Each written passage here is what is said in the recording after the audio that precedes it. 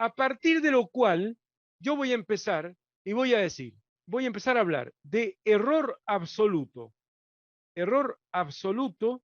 de una medición, no error absoluto de estos 5, no, error absoluto de uno. Por ejemplo, el error absoluto de uno le voy a llamar E, así le llama la guía tuya, la E mayúscula I. El error absoluto de una medición. ¿Cuál se dice que es el error absoluto de una medición? Se lo define como la diferencia entre esa medición, estas son las mediciones, ¿ves? Todas estas son las X sub I, siendo I ese subíndice, 1, 2, 3, 4, 5. El medidor 1 tiene la medición X1, el medidor 2, la X2, la X3, X4. Si yo agarro y resto ese valor de esa medición puntual menos el valor más probable, que es el promedio, ¿no? Te lo voy a recuadrar acá, el valor más probable o promedio, cuando yo hago la diferencia entre el valor de una medición menos el valor más probable, eso se llama error absoluto. Fíjate, vamos a ir ahora al error absoluto del medidor 1. Es 51 segundos, que es lo que midió, menos 50 segundos, que es el valor más probable. O sea, midió 1. 51 menos 50, 1. Más 1. Le voy a poner el más para ya a ver por qué. El tipo midió en exceso. Cuando vos medís más de lo que es, medís en exceso.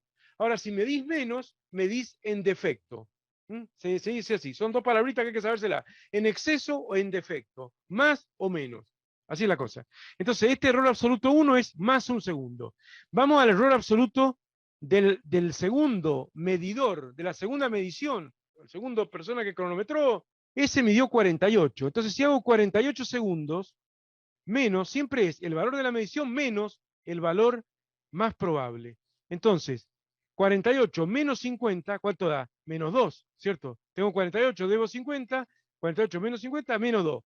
Entonces, cuando el error absoluto es negativo, es porque mediste menos de lo que era el valor real. O sea, haces una medición en defecto, ¿no? Y bueno, y así se puede ir sacando el error absoluto que cometió cada uno de los cronometristas.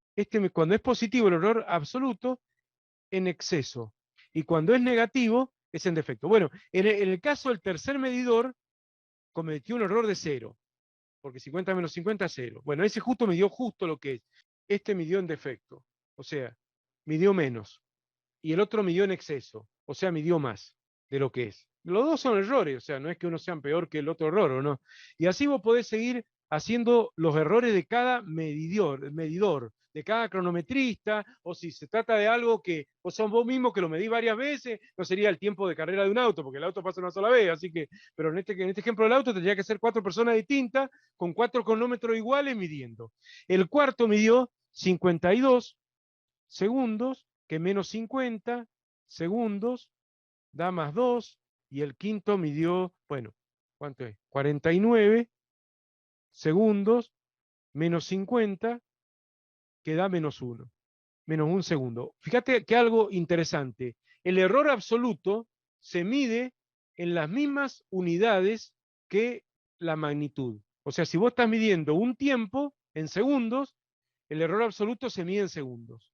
Eso es importante porque enseguida vamos a ver otro error, que es el error relativo, porque los dos errores hay que manejarlos, el absoluto y el relativo. Siempre estamos hablando de este tipo de errores, digamos, al azar.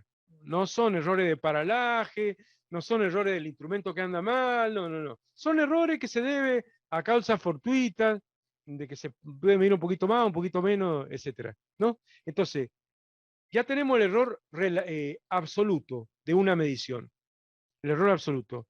Los errores absolutos, error absoluto de la medición, se miden en la misma unidad de la medición.